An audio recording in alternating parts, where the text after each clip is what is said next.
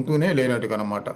అంటే అందరికీ మనం ఉన్నట్టు కనపడతాము, అన్ని వ్యవహారాల్లో ఉన్నట్టుగానే ఉంటాము. కానీ మానసికంగా మాత్రం వాళ్ళకున్నట్టుగా మనకుండదు.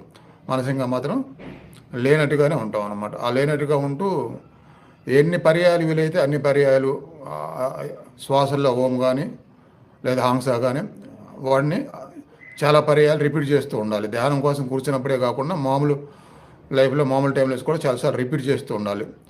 ఇవన్నీ కలిపి బాగా ఉపయోగపడతాయి అన్నమాట. ఇంకా పూర్వజన్మ వాసనలు అంటారు, అవి ఎలాగో ఉంటానే ఉంటాయి.